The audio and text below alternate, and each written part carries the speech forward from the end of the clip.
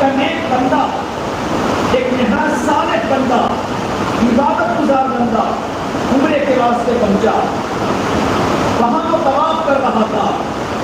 طواف کرتے ہوئے اس نے ایک دوسرے انسان کو دیکھا کہ طواف کر رہا ہے، اور ہر طواف میں ایک ہی دعا کرتا ہے، اے اللہ جب میرا آخری وقت آ جائے تو اللہ مجھے کلمے والی موت عطا کرنا۔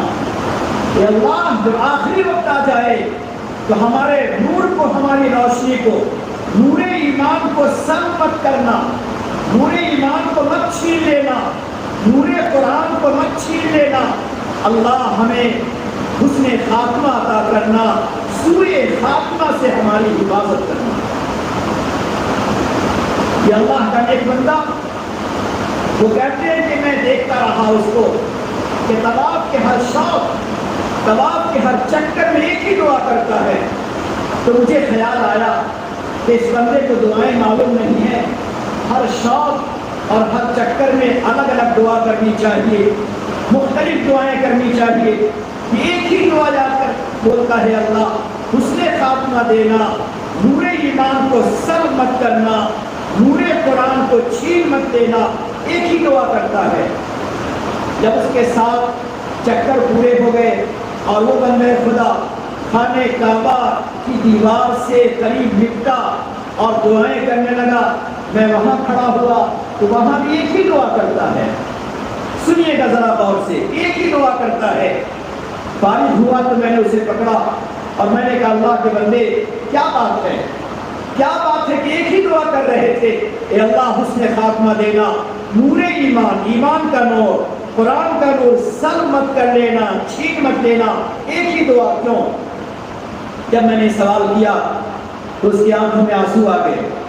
پھر اس کے بعد اس نے کہا کہ میں جس شہر سے تعلق رکھتا ہوں اس شہر میں ایک بندہ ظاہر میں بڑا نیک معلوم ہوتا تھا، لباس کے اعتبار سے، شکل صورت کے اعتبار سے بہت ہی نیک معلوم ہوتا تھا، چہرے پہ داڑھی بھی ہے، سر پہ ٹوپی بھی ہے، کفنی ازار بھی ہے، دیکھنے میں لوگوں کی نگاہوں میں بڑا نیک معلوم ہوتا ہے، اور لوگ دیکھتے ہیں کہ نمازی بھی ہے، نماز کا پابند بھی ہے۔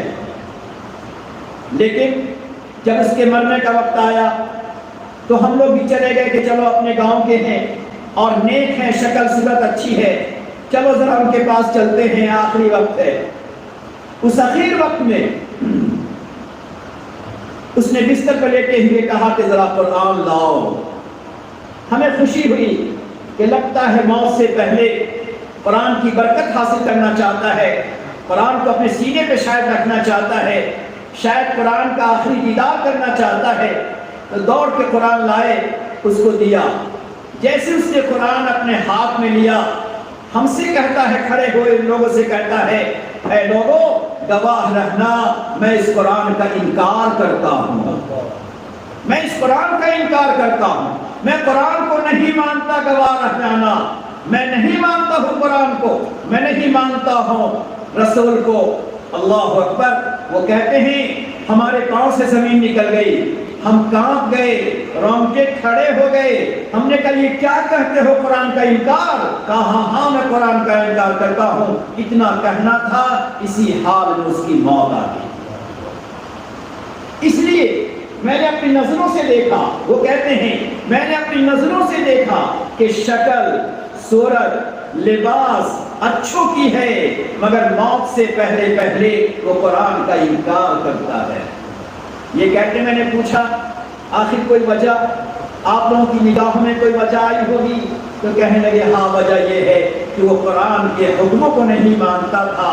وہ کہتا تھا یہ آنکھیں اللہ نے دیکھنے کو دی ہے، یہ آنکھیں اللہ نے دیکھنے کو دی ہے، جس کو چاہو دیکھتے رہو۔ سمجھ جائیے آپ، جس کو چاہو دیکھتے رہو۔ اللہ نے آنکھیں بند کرنے کے لیے نہیں دی ہیں، اللہ نے دیکھنے کے لیے آنکھیں دی ہیں، لہٰذا وہ اپنے آنکھوں کی حفاظت نہیں کرتا تھا اور دلیل میں کہتا تھا کہ آنکھ دیکھنے کے لیے ہے تو دیکھے نہیں تو کیا کریں۔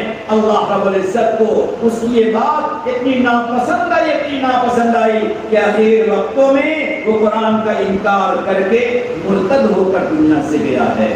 اس لیے میرے دوستو اللہ نے ہمیں قرآن کریم میں جو احکام عطا فرمائے ہیں، اللہ نے جو حکم اللہ نے دیا اس پر عمل کرنا ہے، لیکن عمل اگر نہیں ہوتا، عمل اگر نہیں ہوتا، اس کا انکار نہ ہو، اس کی توہین نہ ہو، اس کے بارے میں حقارت نہ ہو، اللہ کا حکم ہے مجھ سے عمل نہیں ہوتا، اگر دل میں ندامت ہوگی اللہ توبے کی توفیق عطا فرمائیں گے۔ اس لیے اللہ رب العزت نے قرآن کریم ہمیں اور آپ کو دیا ہے، صرف اللہ نے تلاوت کے لیے دیا، اللہ نے نورانیت کے لیے دیا، اس لیے اس قرآن کو ہمیشہ نور پیدا کرنے کے لیے، اللہ کی تجلی کو لینے کے لیے ہمیں قرآن کریم کو پڑھنا چاہیے۔